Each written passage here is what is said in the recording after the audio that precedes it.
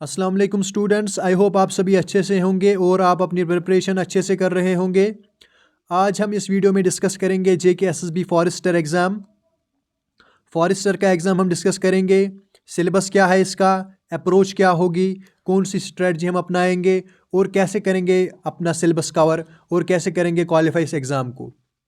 Full detail में दूंगा आपको, सब्जेक्ट वाइज में आपको डिटेल दूंगा कि कहाँ से पढ़ना है।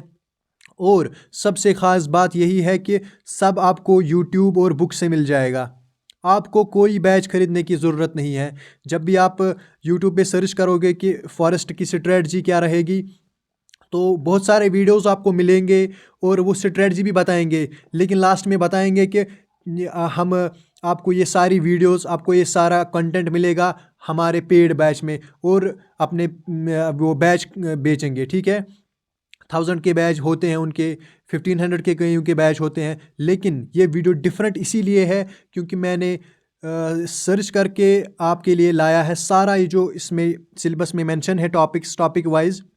मैं आपके साथ डिटेल में डिस्कस करूंगा कि कहाँ से पढ़ना है आपको बिल्कुल फ्री में। एक तो आपको एक दो बुक्स लानी होगी और बाकी सारा यूट्यूब से कवर हो जाएगा। तो यही खास है इस वीडियो का। प्लीज़ इस वीडियो को अगर आप फॉरेस्टर के लिए प्रिपरेशन कर रहे हैं तो इस वीडियो को आप फुल देखें, भले आप 1.25 या 1.5x पे देखें, और आपके पास एक नोटबुक होनी चाहिए ताकि आप ये सारे पॉइंट्स नोट करें, क्योंकि मैं इसमें कुछ रेफरेंसेस भी दूंगा कहाँ से पढ़ना है आपको, क्या सर्च करना है आपको, तो सारा डिटेल मिल जाएगा इस वीडियो में।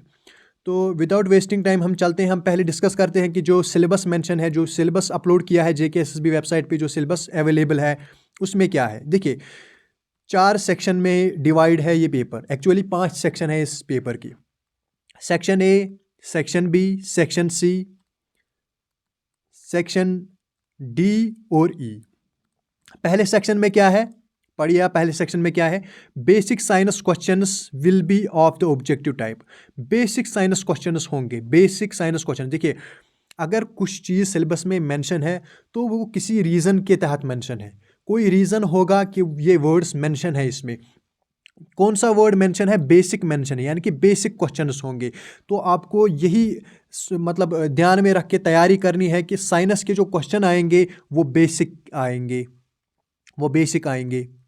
सिलेबस को डिकोड कर रहे हैं अभी हम इसके बाद देखेंगे कि कहाँ से पढ़ना है। फिलहाल हम सिलेबस को देखते हैं, ठीक है, क्योंकि सिलेबस सबके पास होना चाहिए। एक प्रिंट आउट निकाल लीजिए सिलेबस का और अपने साथ रखिए सिलेबस। जहाँ पे आप पढ़ाई करते हैं वहाँ पे चिपका के रखिए आप सिलेबस को, क्योंकि आपको सारा कुछ सिलेबस के अकॉर्डिंग पढ़ना है। ठीक है, एक भी चीज़ आपको सिलेबस के बाहर नहीं पढ़नी है। पहली बात, बेसिक साइंस पूछा जाएगा तो हम बेसिक पढ़ेंगे साइंस में। देखिए, यहाँ पे लिखा है the level of question paper shall be 12th standard. जो लेवल होगा क्वेश्चन पेपर का, यानी कि साइंस की बात कर रहा है, साइंस में जो लेवल होगा क्वेश्चंस का वो 12th स्टैंडर्ड का होगा। यानी कि इसमें ऑलरेडी 11th इंक्लूड है, यानी कि 11th और 12th स्टैंडर्ड का साइंस हमें पढ़ना है। जब हम 11th और 12th का पढ़ेंगे तो ऑलरेडी 9th 10th का आ ही जाएगा इसमें। ठीक है, और क्या लिखा है, having equal weightage to all 3 subjects. Equal weightage होगी फिजिक्स, केमिस्ट्री और बायोलॉजी में। टोटल मार्क्स कितने हैं? 32। ये इन तीनों सब्जेक्ट्स में डिवाइड होंगे। फॉर एग्जांपल, इसमें 11, इसमें 11, इसमें 10। ठीक है, लगभग इक्वल है। ठीक है, तो ये था साइंस का सेक्शन। पहला सेक्शन होगा 32 मार्क्स का साइंस का सेक्शन। क्या होगा? 12th स्टैंडर्ड का साइंस होगा, यानी कि हमें 11th और 12th का साइंस पढ़ना है, फिजिक्स, केमिस्ट्री, बायोलॉजी। लेकिन क्या पढ़ना है? क्या नीट लेवल का पढ़ना है? क्या हमें JEE मेंस, JEE एडवांस देना है? नहीं, हमें JK SSB का एग्ज़ाम देना है। और JK SSB ने बिल्कुल क्लियरली मेंशन किया है अपने सिलेबस में कि बेसिक क्वेश्चंस पूछे जाएंगे। बेसिक हमें पढ़ना है, बेसिक नॉलेज होनी चाहिए हर किसी चैप्टर की। ठीक है, 11th एंड 12th। ये रहा सेक्शन A का सिलेबस। सेक्शन B में देखते हैं क्या है। बेसिक न्यूमेरिकल एबिलिटी, ये मैथमेटिक्स का सेक्शन है। इसमें भी 32 मार्क्स हैं। ठीक है, इसमें कौन कौन से टॉपिक्स हैं? डेटा इंटरप्रिटेशन है, प्रॉफिट लॉस है, कंपाउंडिंग यानी कि कंपाउंड इंटरेस्ट है, डिस्काउंटिंग यानी कि डिस्काउंट का टॉपिक है, मेंसुरेशन है, जियोमेट्री है। ठीक है, कोऑर्डिनेट जियोमेट्री इसमें पढ़नी है, ट्रिग्नोमेट्री पढ़नी है, फंडामेंटल्स ऑफ स्टैटिस्टिक्स यानी कि आपको स्टैटिक्स पढ़नी है, और प्रोबेबिलिटी पढ़नी है। ये टॉपिक्स है मैथ के, यानी कि दूसरा सेक्शन कौन सा सेक्शन है? मैथ वाला सेक्शन। ये हमने अभी ये देख लिया, सिलेबस देख लिया। अब तीसरा सेक्शन, इसके भी 32 मार्क्स है। ठीक है, इसके भी 32 मार्क्स है। अब सेक्शन सी में क्या दिया है, जनरल नॉलेज दिया है। जनरल नॉलेज में क्या पढ़ना है आपको, एक तो करंट अफेयर पढ़ना है आपको, दूसरा आपको इंडियन हिस्ट्री पढ़नी है, इंडियन जियोग्राफी पढ़नी है, आपको इंडियन पॉलिटी पढ़नी है, कॉन्स्टिट्यूशन ऑफ इंडिया पढ़ना है, और जनरल इश्यूज रिलेटेड टू, यानी कि ये फॉरेस्ट पढ़ना है, आपको एनवायरनमेंट पढ़ना है, एनवायरनमेंट पढ़ना है, क्योंकि ये सारे टॉपिक्स एनवायरनमेंट में आते हैं, चाहे forest, wild life, environment, biodiversity, climate change, ये सारा कुछ आता है एनवायरनमेंट में। तो 4 सब्जेक्ट्स हुए, मेजर 4 सब्जेक्ट्स, कौन कौन से, हिस्ट्री, जियोग्राफी, पॉलिटी और एनवायरनमेंट, ठीक है। सेक्शन सी में ये है। सेक्शन डी में क्या है, सेक्शन डी के इसके भी 24 मार्क्स है, ठीक है। सेक्शन सी के 24 मार्क्स यानी कि जीके के 24 मार्क्स हैं। अब सेक्शन डी में है लॉजिकल एंड एनालिटिकल रीजनिंग। ये रीजनिंग है, सीधा दिया है, ना ही टॉपिक दिया है ना ही कुछ दिया है, सीधा दिया है लॉजिकल एंड एनालिटिकल रीजनिंग। इसके 16 मार्क्स हैं। सेक्शन ई में क्या है, decision making and problem solving, यानी कि ये भी रीजनिंग का सॉरी ये भी रीजनिंग के ही टॉपिक्स हैं, इसमें भी 16 मार्क्स हैं। आपको जनरल ओवरव्यू मिल गया है, 5 सेक्शन है। पहले सेक्शन में क्या होगा, साइंस पूछी जाएगी 32 मार्क्स की, दूसरे सेक्शन में मैथ पूछा जाएगा 32 मार्क्स का, तीसरे सेक्शन में जीके पूछी जाएगी 24 मार्क्स की, फोर्थ सेक्शन में 16 मार्क्स का क्या होगा, लॉजिकल रीजनिंग और एनालिटिकल एबिलिटी, और 5वें सेक्शन में क्या पूछा जाएगा, 60 मार्क्स की होगी decision making and problem solving. ये हमने सिलेबस डिकोड कर लिया है। सिलेबस इसीलिए इंपॉर्टेंट है, जो भी आपने चीज़ पढ़नी है आपने सिलेबस के अकॉर्डिंग पढ़नी है, तो प्रिंट आउट निकाल लीजिए सिलेबस का। अब हम आगे देखते हैं कि किस सब्जेक्ट के लिए हमें क्या करना चाहिए। देखिए साइंस, देखिए मैं एक्सपेक्ट करता हूँ कि मतलब सब ने साइंस पढ़ा, क्योंकि इसकी एलिजिबिलिटी ही है कि 12th में साइंस होना चाहिए, यानी कि सब ने 11th 12th में साइंस पढ़ा है। थोड़ा ओवरव्यू सबका है, ठीक है। थोड़ा अभी अब याद नहीं है, ग्रेजुएशन में अगर आपने साइंस नहीं पढ़ा है, आपने सब्जेक्ट चेंज किया है, फिर भी थोड़ा सा कंसेप्ट होता है। तो इसलिए मैं रिकमेंड करता हूं कि आप वीडियोस की बजाय आप किसी बैच में पढ़ने से बजाय आप साइंस में क्या कीजिए, बुक से पढ़िए। कौन सी बुक है, Arihant encyclopedia of general science, ये वाली बुक, यानी कि जिसकी पिक्चर यहाँ पे दी है, ये वाली बुक आपको लानी है। ये बहुत ही इंपॉर्टेंट बुक है, इसमें सारे टॉपिक्स कवर है, और सबसे इंपॉर्टेंट जो बात है, इसमें बेसिक कवर है, बेसिक दिया है, क्योंकि जो कि हमें करना है, जो कि एग्ज़ाम की नीड है, जो कि एग्ज़ामिनर हमसे चाहता है, हमको बेसिक पता चले सब टॉपिक्स की। और इसमें आप कोई अगर और बुक लाओगे, ठीक है, उसमें एडवांस होगा, वो भी नहीं चलेगा। आप कोई और बुक लाओगे जिसमें कि बिल्कुल ही कम दिया होगा 9th 10th का, वो भी नहीं चलेगा। हमें इंटरमीडिएट, हमें मतलब बीच का रास्ता चुनना है, ना तो ज़्यादा एडवांस पढ़ना है, ना ही ज़्यादा बेसिक पढ़ना, ज़्यादा मतलब लोवेस्ट का पढ़ना है कि 9th 10th में जो कॉन्सेप्ट्स है वही पढ़ेंगे बस। नहीं, हमको 11th 12th का सिलेबस कवर करना है, लेकिन बेसिक और भी होना चाहिए, ठीक है। आगे मैं बताऊँगा आपको। देखिए ये बुक जब आप लाओगे तो आप इससे थ्योरी पढ़ोगे। फॉर एग्जांपल फिजिक्स है, केमिस्ट्री है, बायोलॉजी है। आपने आज उठाया फिजिक्स का एक चैप्टर, क्योंकि बहुत बेसिक दिया है इसमें, आप आधे घंटे में एक चैप्टर फिनिश कर लोगे अगर आप पढ़ाई मतलब रीडिंग में अच्छे हो, ठीक है।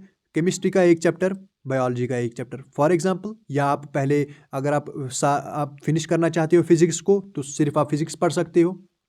तो अगर आप तीनों सब्जेक्ट्स को एक साथ पढ़ना चाहते हो, इसमें एक चैप्टर, इसमें एक चैप्टर, इसमें एक चैप्टर, आपने थ्योरी पढ़नी है। आपने थ्योरी पढ़ी, इसकी सबकी थ्योरी पढ़ी, उसके बाद थ्योरी के बाद साथ में ही एमसीक्यू करने, इसके हर चैप्टर वाइज एमसीक्यू दिए हैं, सारे एमसीक्यू किए आपने, ठीक है। आपने थ्योरी पढ़ी, ठीक है, आपने थ्योरी पढ़ी, उसके बाद आप एमसीक्यू पे गए। फॉर एग्जांपल किसी चैप्टर के एमसीक्यू दिए हैं 40 एमसीक्यू दिए हैं, ठीक है, 40 एमसीक्यूज दिए हैं। आपने जब चैप्टर पढ़ा, आपको अंडरस्टैंडिंग हुई, आपने थोड़ा सा याद रखा, आपको 40 में से 25 एमसीक्यू आ गए, उनको आपने राइट आंसर किया, ठीक है। उसके बाद क्या करना है, पहले आप खुद आंसर करोगे। फॉर एग्जांपल ये आप मैं डिटेल में बता रहा हूँ, ये आप रफ कॉपी उठाओगे, वहाँ पे question number A, question number 1 का क्या आंसर आएगा, 1 का आएगा ए, यहाँ पे लिखोगे रफ कॉपी में ए। 15 क्वेश्चन करोगे, फिर पीछे आंसर की चेक करोगे, ऐसे ही अप्रोच रखनी है, ठीक है। उसके बाद आपने जब सारे क्वेश्चन अटेम्प्ट किए, आपको 25 क्वेश्चन आए, 15 क्वेश्चन नहीं आए, 25 क्वेश्चन अच्छे से आए, 15 क्वेश्चन नहीं आए। इन 25 को जो बुक में दिए हैं उनको टिक लगाना है, ठीक है, टिक मारना है। और ये जो 15 है जो आपको नहीं आए, उनको फॉर एग्जांपल क्वेश्चन नंबर 10 है, ये आपको नहीं आया, इसको ऐसे गोल कर देना है, ठीक है। ये पहला स्टेप है, हर किसी चैप्टर में यही करना है। हर किसी चैप्टर में यही करना है, पहले थ्योरी फिर एमसीक्यू, जो आए उनको टिक, जो नहीं आए उनको हम मार्क लगाएंगे। और आप 6 दिन यही करोगे, 6 दिन आप ऐसे ही पढ़ोगे, 6 चैप्टर, उसमें 6 उसमें 6 उसमें 6, क्योंकि बहुत कम टाइम लगेगा। अब और एक मसला है, और एक मसला क्या है, देखिए आप कोई टॉपिक पढ़ रहे हो, कोई टर्म आई आपको नहीं पता है, गूगल कीजिए, आपको गूगल से नहीं समझ आ रहा है, यूट्यूब पे लिखिए। फॉर एग्जांपल आप पढ़ रहे हो मोमेंट ऑफ इनर्शिया, आपको बुक से समझ नहीं आया कि ये क्या लिखा है, moment of inertia full clear नहीं हुआ, आप यूट्यूब खोलेंगे, मोमेंट ऑफ इनर्शिया शॉर्ट, बहुत से शॉर्ट्स आते हैं जो वो प्रैक्टिकल के थ्रू भी दिखाते हैं, मतलब एक्सपेरिमेंट के थ्रू भी दिखाते हैं। आप देखेंगे, मतलब ज़्यादा से ज़्यादा आपको 2 से 3 मिनट का जो वीडियो होगा वही देखना है, फुल डिटेल में नहीं देखना है आपको। आपको बस समझ आना चाहिए कि हाँ ये टॉपिक मुझे बुक में समझ नहीं आया, अब मैंने यूट्यूब पे देखा, शॉर्ट 2 से 3 मिनट का या 30 सेकंड के शॉर्ट में भी आपको अगर समझ आए तो वो भी ठीक है, फिर आपने नोट करना है जो भी आपको समझ आए, ठीक है। ये तो मैं कह रहा हूँ कि जब आप थ्योरी पढ़ोगे, जब आप फिर एमसीक्यू करोगे, 6 दिन आप पढ़ोगे, सिर्फ 6 दिन क्या करोगे, यही कंटिन्यू करोगे, थ्योरी, चैप्टर की थ्योरी, उसके बाद एमसीक्यू।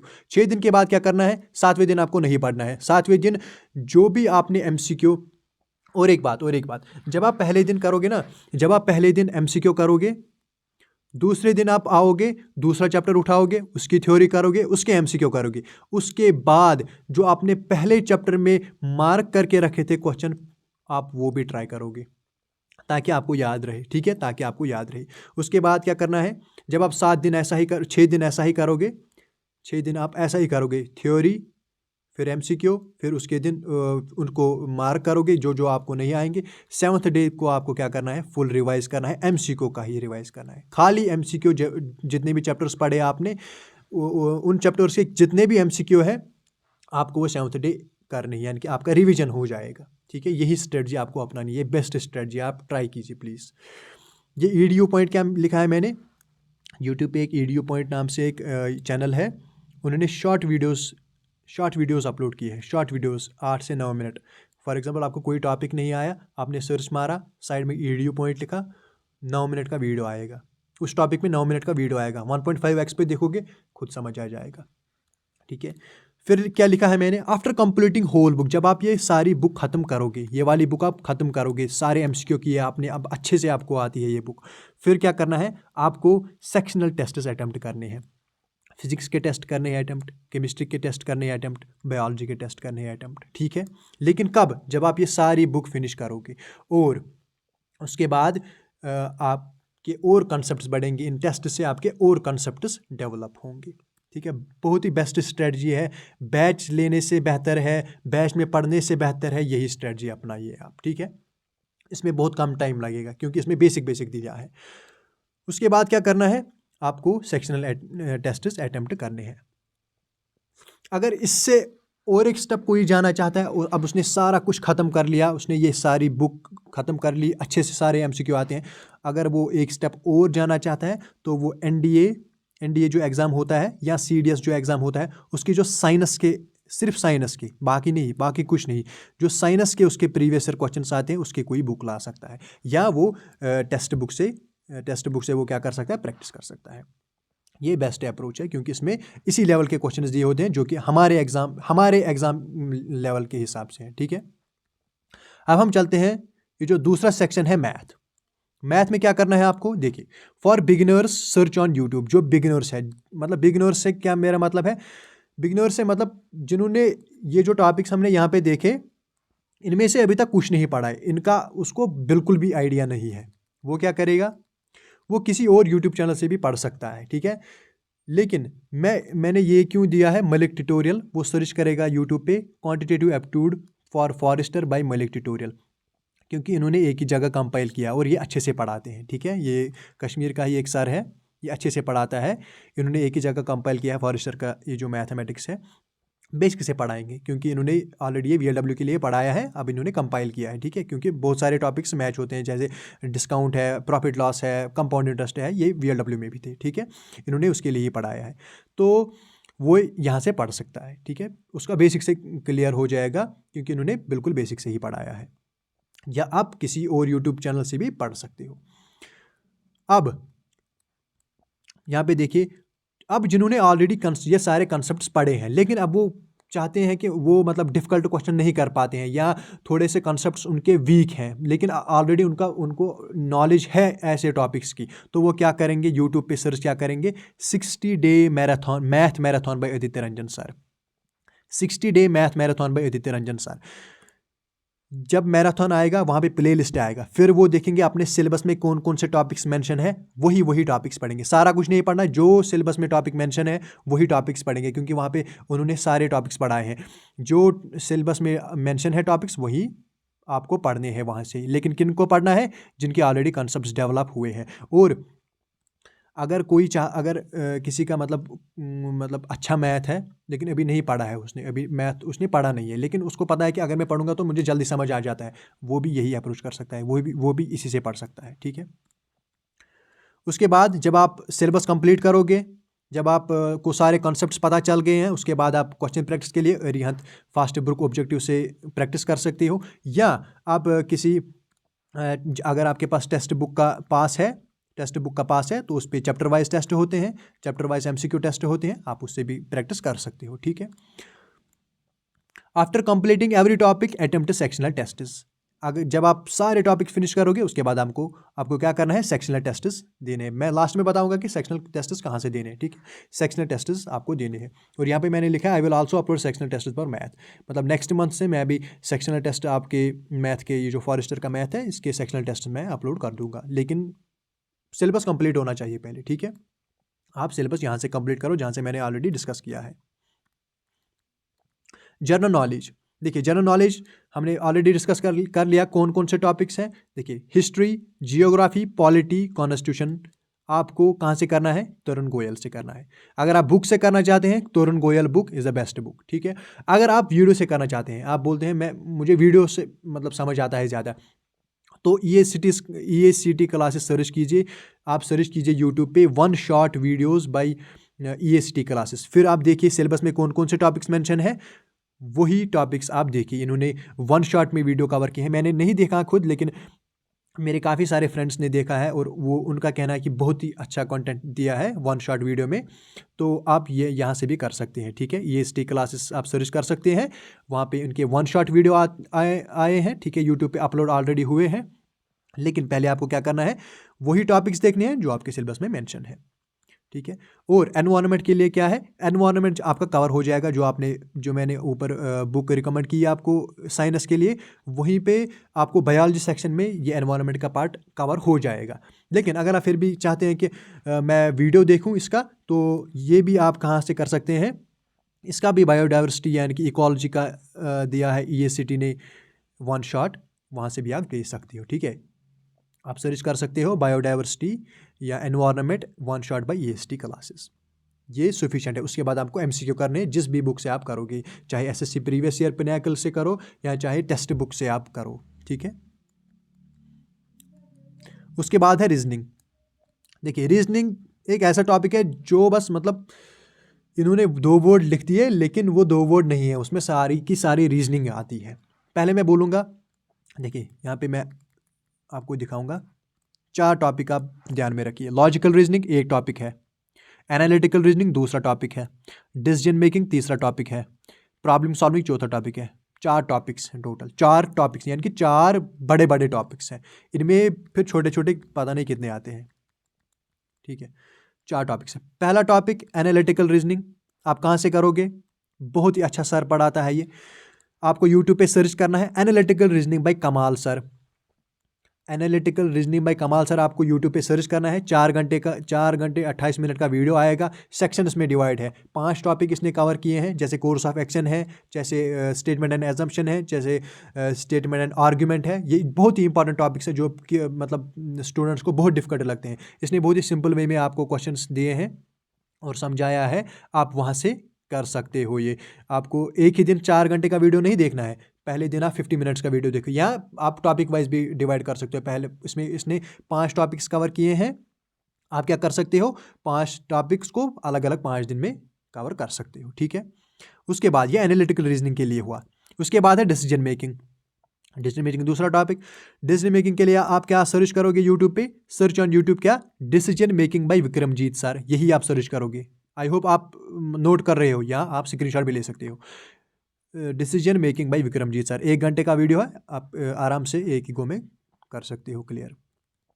अब ये तो 2 टॉपिक हुए, उसके बाद क्या है, बाकी जो टॉपिक्स हैं, बाकी जो टॉपिक्स हैं ये आपको करने ही करने हैं। ये सिलेबस में मेंशन नहीं है, लेकिन ये लॉजिकल रीजनिंग में आते हैं, ये प्रॉब्लम सॉल्विंग में आते हैं, ये टॉपिक्स आपको कवर करने हैं। जैसे कि ब्लड रिलेशन हुआ, कैलेंडर हुआ, सॉरी, क्लॉक हुआ, coding decoding, dice, direction, embedded images, figure matrix. ये आप किसी बुक से भी कर सकते हो। अगर आपके पास बुक है अरिहंत की बुक है तो उसमें ये सारे टॉपिक्स कवर हैं। और अगर आप यूट्यूब से करना चाहते हो, किसी सर से सीखना चाहते हो, तो आप देखिए, आप पहले इनका स्क्रीनशॉट लीजिए, इन टॉपिक्स का स्क्रीनशॉट लीजिए, ठीक है। आप क्या कर सकते हो, यूट्यूब पे कर सकते हो सर्च विक्रमजीत सर से रीजनिंग पढ़ सकते हो। टॉपिक फॉर एग्जांपल डायरेक्शन मुझे पढ़ना है, डायरेक्शन बाय विक्रमजीत सर। मुझे सेलोलिज्म पढ़ना है, सेलोलिज्म बाय विक्रमजीत सर या कमाल सर या कोई भी जेकेएसएसबी चैनल। क्योंकि ये जो टॉपिक है ना, ये जो टॉपिक है, ये टॉपिक्स, ये ऑलमोस्ट हर कोई चैनल कराता है, ऑलमोस्ट हर कोई टीचर कराता है। लेकिन ये जो टॉपिक्स है ना, ये आपको ज़्यादा कहीं नहीं मिलेंगी, ये आपको ज़्यादा कहीं नहीं मिलेगी। और यही सबसे इम्पॉर्टेंट है इस फॉरेस्टर एग्ज़ाम के लिए, क्योंकि ये टॉपिक्स तो सबने किए होते हैं, नीचे वाले टॉपिक्स तो सबने किए होते हैं। अगर आपने अभी तक कवर नहीं किए हैं तो इनको कवर कीजिए किसी भी जेकेएसएसबी सर से, या मतलब जो जेकेएसएसबी के लिए पढ़ाता है, या जो मैंने नीचे मेंशन किए हैं सर, विक्रमजीत सर, कमाल सर, ठीक है। अगर आपने ऑलरेडी ये टॉपिक्स कवर किए हैं तो आप इनकी प्रैक्टिस कीजिए, अरिहंत बुक से कीजिए, या आप कर सकते हैं टेक्स्ट बुक ऐप से, कहीं से भी, लेकिन प्रैक्टिस कीजिए, ठीक है। तो यही था सारा सिलेबस जो कि फॉरेस्टर एग्ज़ाम के लिए है। आई होप आपको ये पसंद आया होगा, क्योंकि मैंने बहुत सर्च करके आपके लिए ये लाया है और बहुत ही प्रोडक्टिव है ये। आप मान लीजिए कि ये बहुत प्रोडक्टिव है, क्योंकि जब आप अगर किसी आप सर की वीडियो देखोगे ना, वो बोलेगा बैच परचेज़ कीजिए, ठीक है। आप बैच परचेज़ करोगे, वहाँ पे होंगे रिकॉर्डेड वीडियोस।